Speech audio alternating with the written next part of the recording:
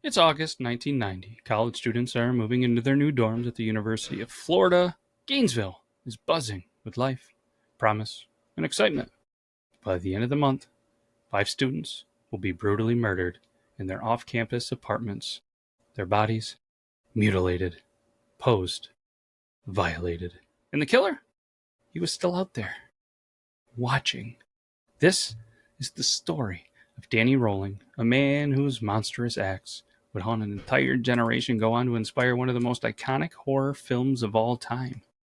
Scream. There it is. But Meg, this isn't a movie. Alright? This is real. Yeah, and you heard the Dun Dun Queen is back. Everybody, after last week, I'd say life was busy, but it was even busier. This week, out of town.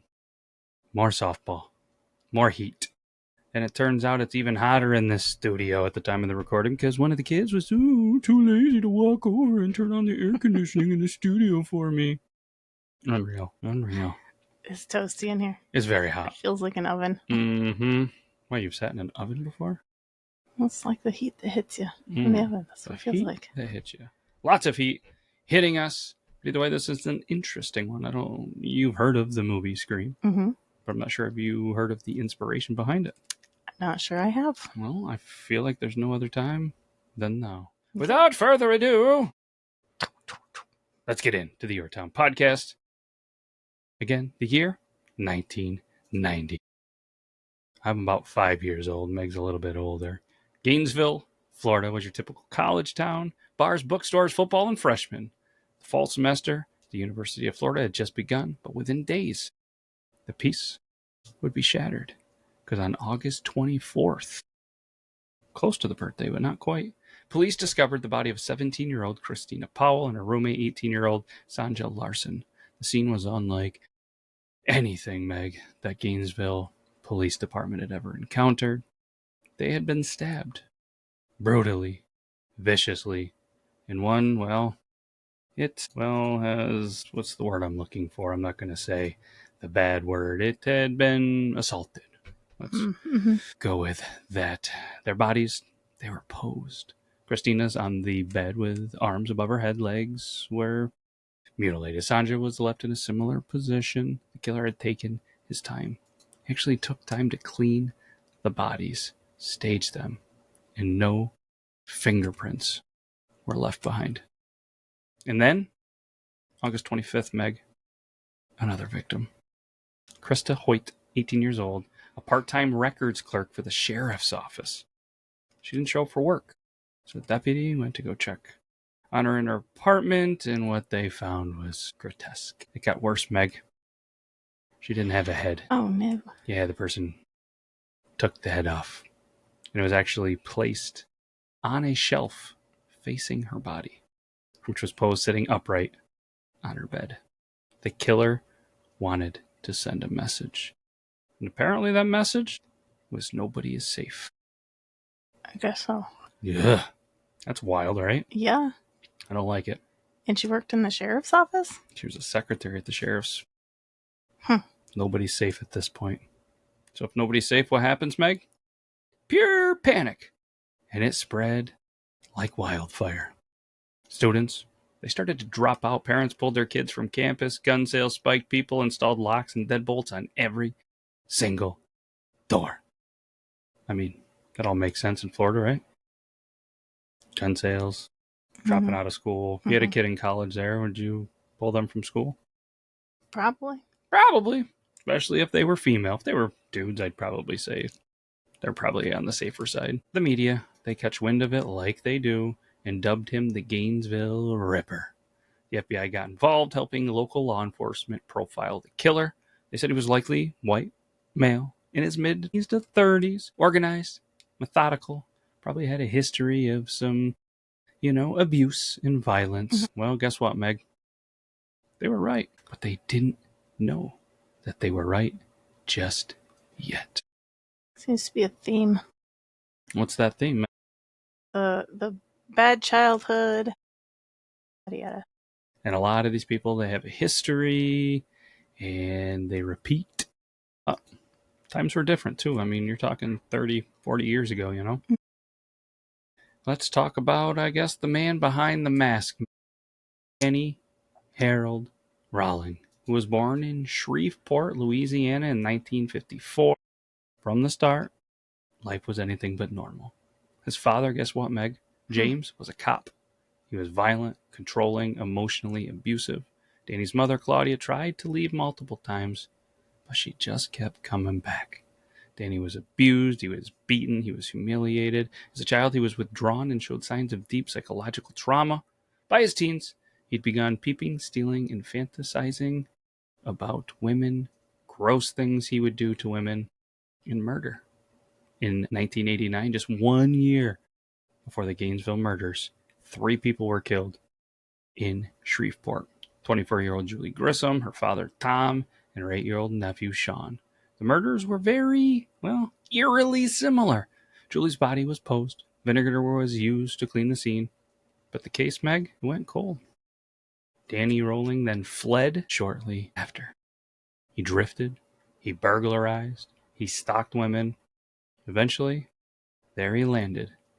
In Gainesville, of all the places in the world. It was Gainesville.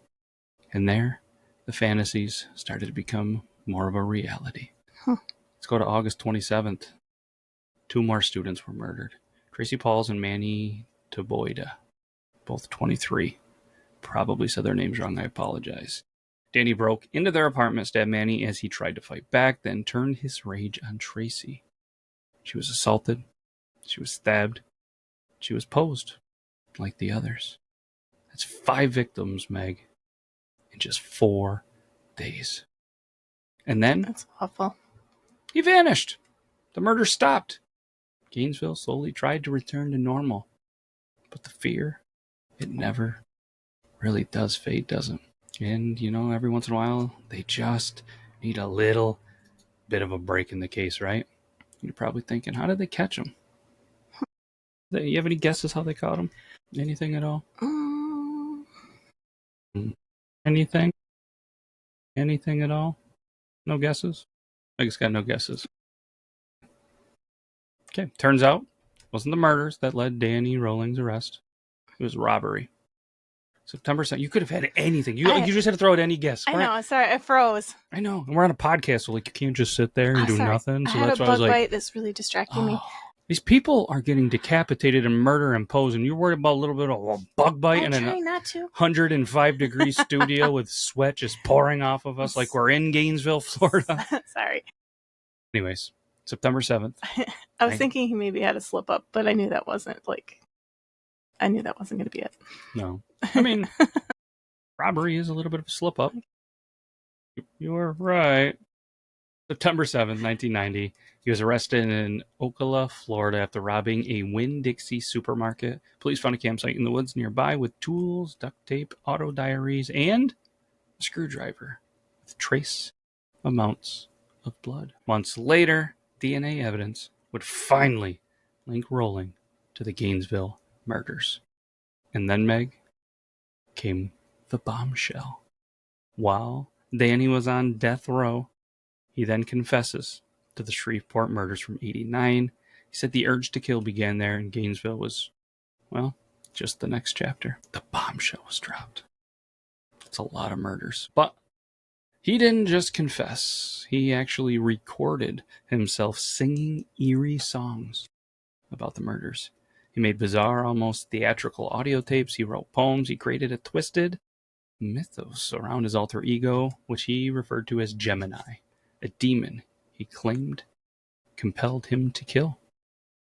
Yikes. And Google named their AI Gemini. Interesting, right? Eerie. Which, because AI probably is going to take us all down anyways, like Rawling took down some victims. And you got to think when he's doing these audio diaries, these poems and all of this stuff, this is way before, like YouTube gained popularity and all this other shows and stuff. It was just something he wanted to do.